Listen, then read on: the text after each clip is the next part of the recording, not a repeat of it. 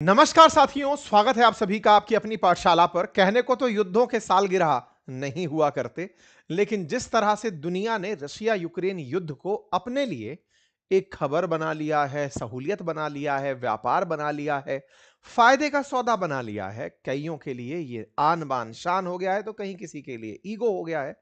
सही मायने में जो पिसते जा रहे हैं उनकी कहीं चर्चा नहीं है, लेकिन दुनिया के दो राष्ट्र अपने शक्ति प्रदर्शन में कौन बड़ा कौन किसको छोटा बना सकता है, इसी की कव्वत में लगे हुए हैं। ऐसे में आज के सेशन में जिक्र है आज के इस खास दिन का, जब आज से 4 साल पहले रूस ने यूक्रेन पर एक स्पेशल ऑपरेशन के नाम पर हमला किया।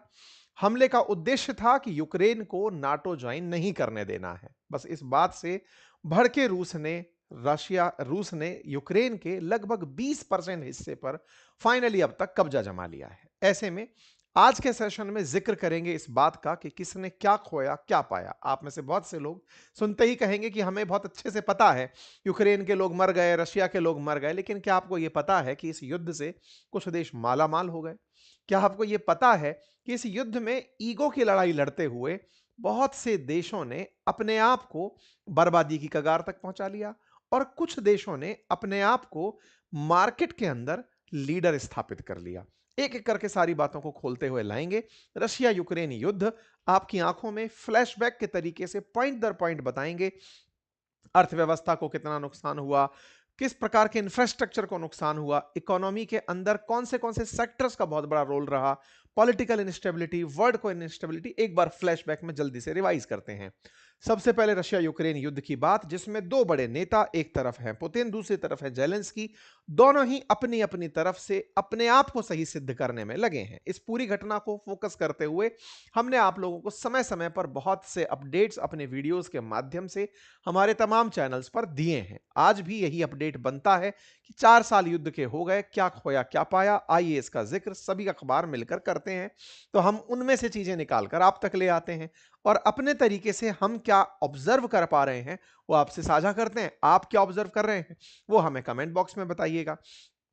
साथियों, रशिया यूक्रेन युद्ध पर चर्चा करेंगे, लेकिन उससे पहले तकनीकी के इस दौर में आपको यह बताते हुए सहर्ष हमें खुशी हो रही है कि हमारे इस बैच को बहुत अल्टीमेट रेस्पॉन्स मिला है।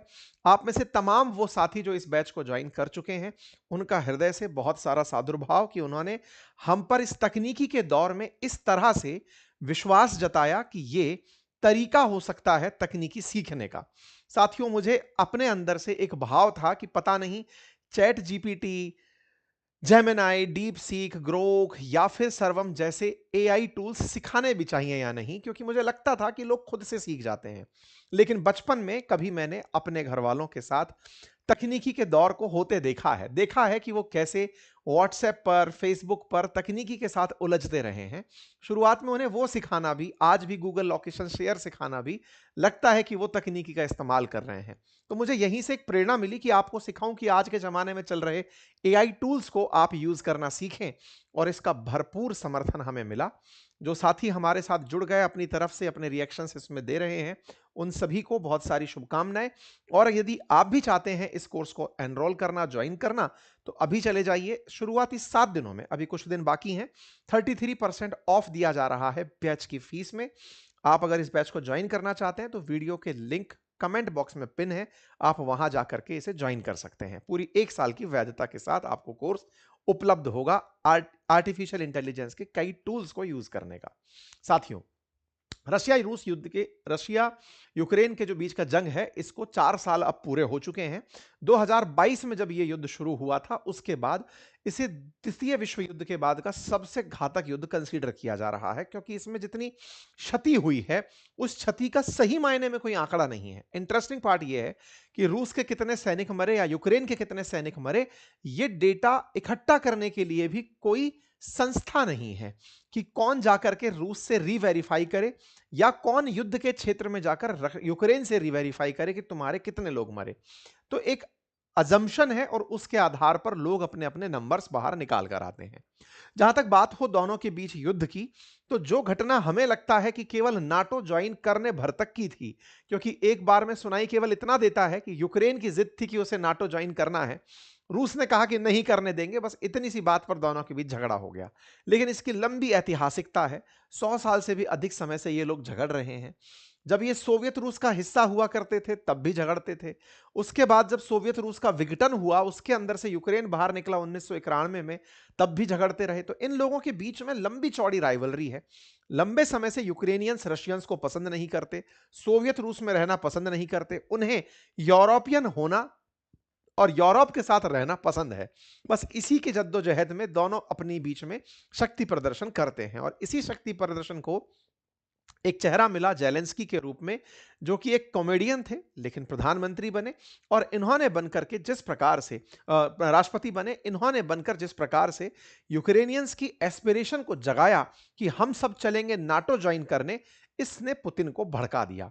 बस इन्हें साथ मिला था उस समय अमेरिकी राष्ट्रपति बाइडेन का, जो कि हाल ही में ट्रंप के साथ के रूप में नहीं देखा जा रहा।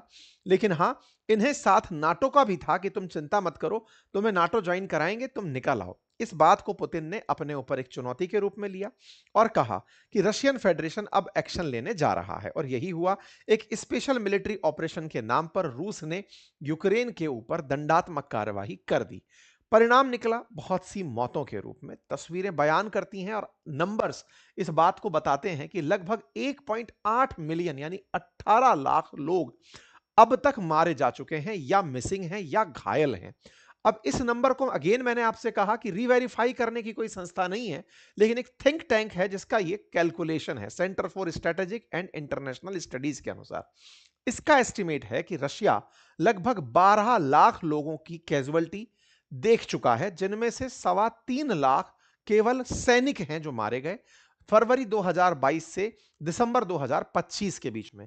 इस नंबर को ये अपने सोर्सेज के थ्रू निकाल कर लेकर आते हैं। रशिया ने अभी तक कोई भी ऑफिशियल फिगर बैटलफील्ड का जारी नहीं किया है।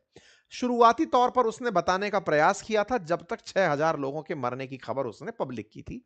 उसके बाद उसने नंबर नहीं निकाले। इसी centre for strategic and international studies ने यानी CSIS का एस्टिमेट है कि यूक्रेन भी लगभग 5 से 6 लाख मिलिट्री कैजुअलिटीज देख चुका है, जिनमें से 1.5 लाख के अराउंड इनके भी मौतें हो चुकी हैं।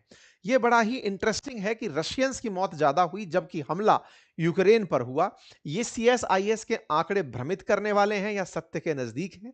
सामान्यतया यह माना जाता है जिस पर हमला होता है उसके ज्यादा नुकसान होते हैं, लेकिन यहां बताने का प्रयास यह किया गया कि यूक्रेनियंस, इन्होंने रशियंस को ज्यादा नुकसान पहुंचाया, भले ही अपना क्षेत्र इन्होंने खो दिया। इसी कारण से इन नंबर्स पर कोई ट्रस्ट नहीं कर पाता। जो लिख दिए जाते हैं उन नंबर्स की चर्चाएं होने लगती हैं। यूक्रेनियन प्रेसिडेंट ने जरूर यह कहा कि हमारे 55,000 सैनिक अब तक इस युद्ध में मारे जा चुके हैं। तो एक ऐसा नंबर यूक्रेन की तरफ से जरूर जारी है जिसमें 55,000 लोगों के मरने की बातें हैं। वहीं CSIS के डेटा की बात करें तो वो 1.5 लाख का नंबर बता के चल रहा है। तो सत्य क्या है नहीं पता है।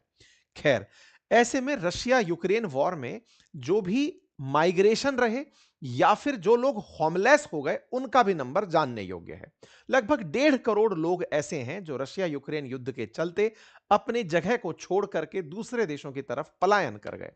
ह्यूमन राइट्स के लिए जो UN की बॉडी है, उसका मानना है कि इस पूरे युद्ध में सैनिकों के अलावा 14,999 सिविलियन भी मारे गए। यह नंबर भी फिर से केवल डेटा अस्पतालों से लिया गया और उस डेटा को रीऑथराइज या रीवेरीफाई नहीं किया गया। कुछ वैसा डेटा है। लेकिन हां, युद्ध हुए हैं, लोग विस्थापित हुए हैं, बड़ी संख्या में विस्थापितों के नंबर पता हैं। जो राष्ट्रपति बोल दिए उस नंबर को सही माना जाएगा। रूस कोई सही नंबर बोलता नहीं है, इसलिए इस नंबर पर कोई भी बिलीव कर नहीं पाता। आगे बढ़ते हैं। अगर डिप्लोमेसी के अंदर बात करें तो पता चलता है कि रूस ने यूक्रेन के लगभग 19.4% एरिया पर कब्जा जमा लिया है, जो कि लगभग 20% के आसपास कहा जा सकता है। अगस्त 2025 के बाद तक का तो आंकड़ा पता है, लेकिन 2025 में इन्होंने बहुत ही कम क्षेत्र कब्जाया। 2025 में रशिया ने यूक्रेन में मात्र 0.8% एरिया में वृद्धि की। इसका मतलब रूस 2025 में ज्यादा आक्रामक नहीं रहा। अगर मैप को देखें तो 2022 से पहले भी क्रीमिया कब्जे में था रूस के, और एक डोनबास वाला जो क्षेत्र है, इसमें हल्का सा लोहांस्क और डोनास्क वाला जो क्षेत्र है, यहां पर रूसी समर्थक थे। मार्च 2022 बहुत भीषण था, जिसमें लगभग बहुत सारे क्षेत्र पर रूसी सेना ने कब्जा किया। बड़ा सारा उत्तरी जो क्षेत्र है, इस पर यूक्रेनियन सेना ने अपना जगह छोड़ दिया था, लेकिन वापस इस क्षेत्र को कब्जा लिया गया। फरवरी 2023 आते-आते इस उत्तरी क्षेत्र को यूक्रेनियन सेना ने खाली करा लिया।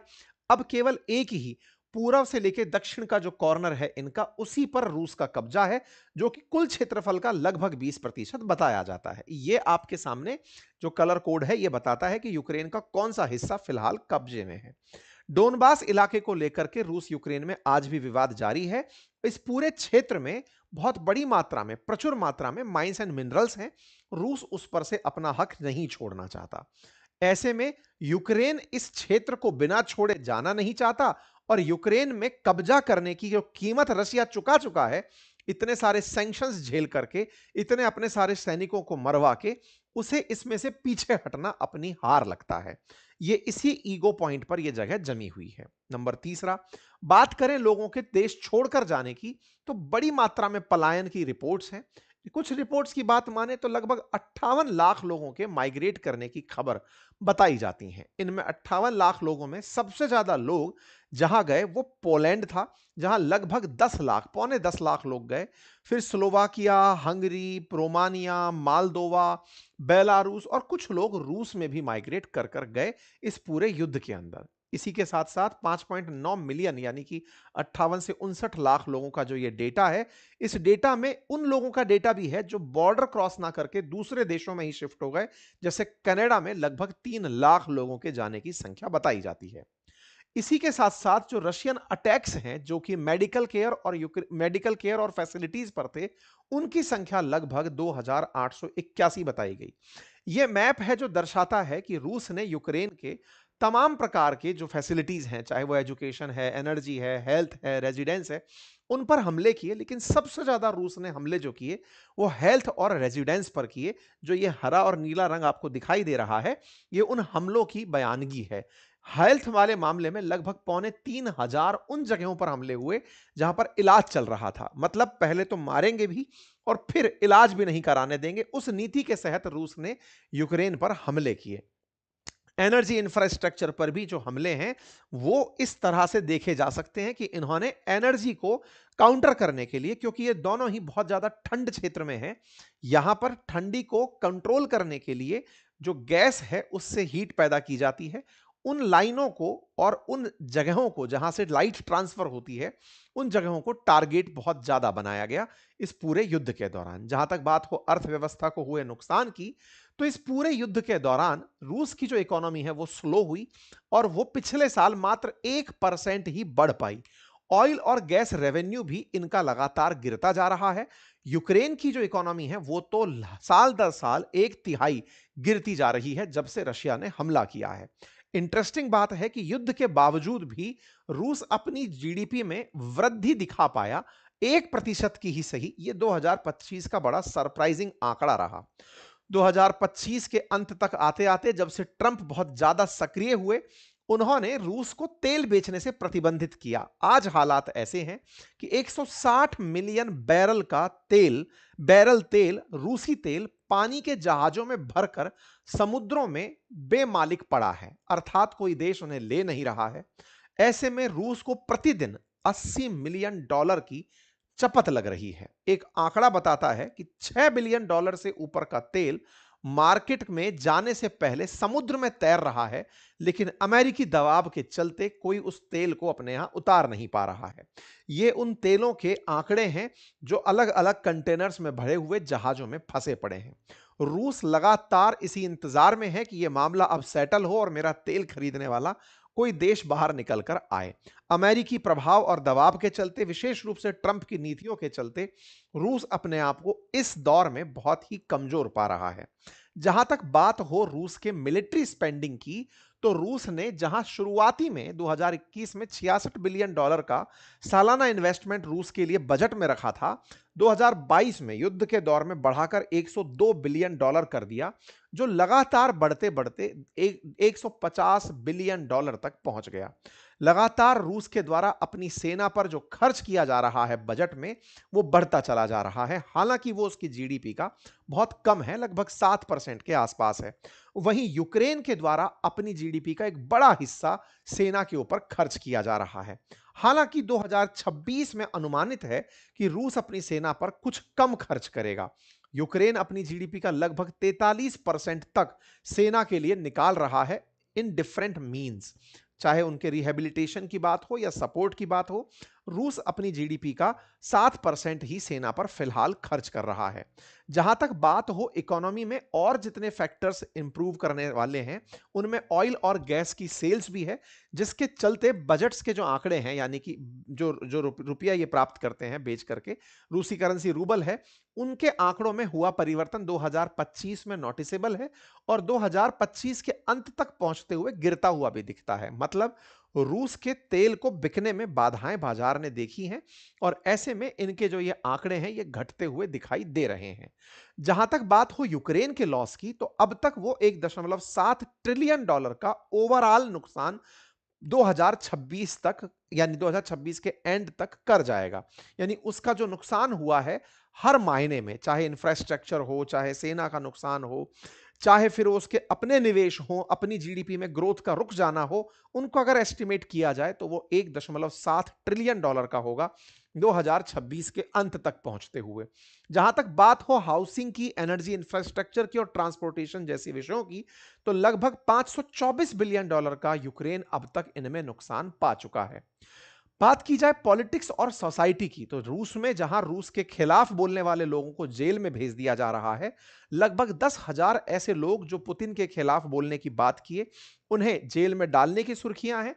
वहीं यूक्रेन के अंदर भी चुनाव ना कराने की कवायद है, क्योंकि यूक्रेन में जब से मार्शल लॉ लगा है, युद्ध के काल में जेलेंस्की चुनाव नहीं करवाना चाहते और चुनाव ना होने पर भ्रष्टाचार चरम पर है।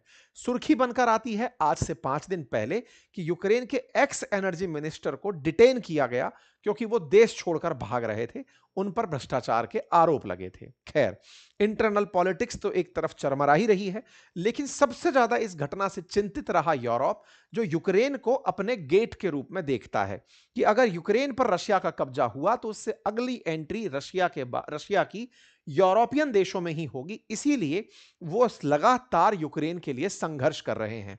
ऐसे में यूक्रेन के साथ कौन खड़ा रहा, यह जानने योग्य बात है। पूरा यूरोप इनके साथ दृढ़ता से रहा, लेकिन इन भाई साहब ने, यानी अमेरिका ने, शुरुआत में सहायता की लेकिन बाद में सहायता देना बंद कर दिया। यूक्रेन को यूरोप की लगातार मदद मिलती रही, जो बिलियंस ऑफ डॉलर में है। आज भी वो लगातार मदद मिल रही है। महीने के हिसाब से अगर आप देखें तो 3-3 महीने में 20-20 बिलियन डॉलर की, यूरो की इनको मदद मिल रही है। वहीं अमेरिका की तरफ से मार्च के बाद से जो मदद का कोटा है वो लगभग घटा दिया गया है। जहां अक्टूबर से दिसंबर के बीच में इनकी मदद सबसे टॉप पर थी अमेरिका की तरफ से, एक तरफ पूरा यूरोप और एक तरफ अमेरिका। अमेरिका ने ट्रंप के आते ही इस मदद को घटा दिया है। अमेरिका ने पहले इन्हें बहुत सारे वेपन्स भी भेजे थे, लेकिन जब से ट्रंप आए हैं, उन्होंने पुतिन की मदद के बहाने कहिए या फिर अपनी प्रेशर टैक्टिक के बहाने कहिए, यूक्रेन की मदद रोक दी है।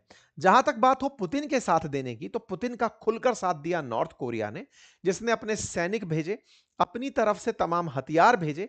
दूसरा साथ देने वाला देश निकला ईरान, जिसने इन्हें ड्रोन टेक्नोलॉजी दी। चौथा साथ देने वाला देश निकला चाइना, जो कि इनका इकोनॉमिक पार्टनर बनकर सामने आया। नॉर्थ कोरिया लगातार रशिया यूक्रेन युद्ध में रूस का साथ देता रहा है और ईरान इन्हें ड्रोन भेजता रहा है। चाइना भी पिछले 4 सालों में 2025 तक खूब तेल इनसे खरीद करके इन्हें इकोनॉमी में सहायता देता रहा है। यह काम भारत ने भी तेल खरीदकर इनकी मदद में किया है। जहां तक बात हो यूरोप की, तो यूरोप ने भी इन्हीं मदद तो खूब की है, लेकिन हाल ही के समय पे यूरोपियन यूनियन का एक देश हंगरी सुर्खियों में आया जब उसने यूरोपियन यूनियन को लोन देने के नाम पर रोक दिया कि आप यूरोपियन यूनियन वालों यूक्रेन को लोन मत दो, क्योंकि यह पैसा फिर से ये रशिया के खिलाफ यूज करेगा। हंगरी रशिया समर्थक माना जाता है और ऐसे में वीटो लगाकर उसने लोन को रुकवा दिया।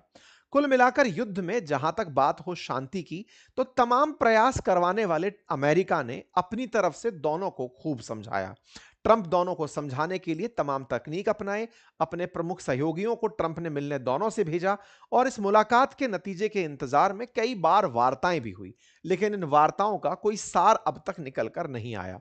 युद्ध अभी खत्म होता नहीं दिख रहा है। जहां तक बात हो यूरोप के उन देशों की जो कि इस युद्ध से बहुत ज्यादा पर्सनली अटैच हो गए, उनमें फ्रांस आज भी बहुत बड़ा क्रिटिसिज्म करता है रूस का।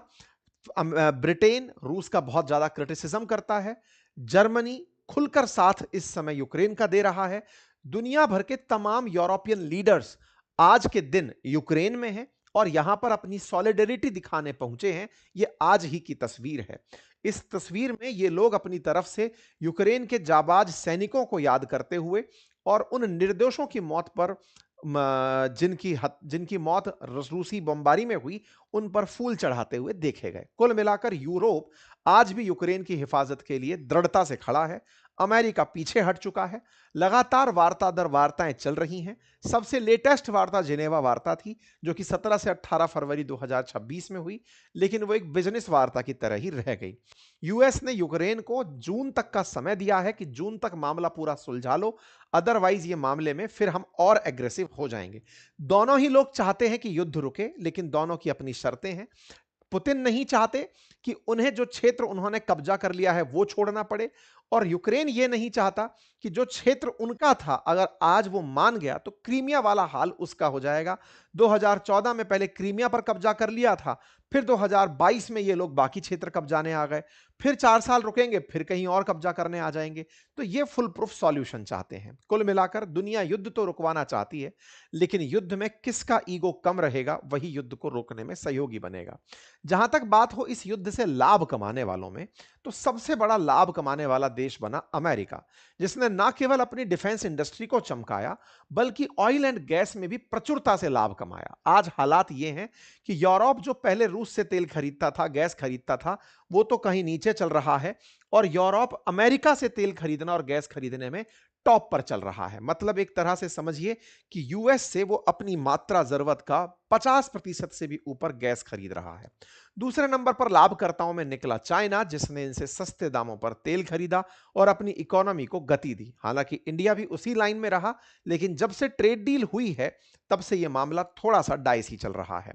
चौथा फायदा कमाने वाले देश निकला तुर्की, जिसने अपनी बॉस्फोरस स्ट्रेट के किराए से बढ़िया पैसा कमाया, क्योंकि रूस को यहीं से अपना माल दुनिया भर के देशों में बेचना था। उम्मीद है कि इस पूरे लाभ के गणित को, जोड़ भाग को देखकर आपको युद्ध के फायदे और नुकसान समझ में आ गए होंगे। आप इसे कैसे देखते हैं अपनी राय जरूर कमेंट बॉक्स में दें। चैनल पर नए हैं तो सब्सक्राइब कर लें, और हां, जो हमारा कोर्स आपके लिए उपलब्ध है बातें बाजार की वेबसाइट और एप्लीकेशन पर, उसे जल्दी से एनरोल कर लीजिए, क्योंकि यह आपके लिए निश्चित ही लाभदायक हो सकता है। Thank you so much.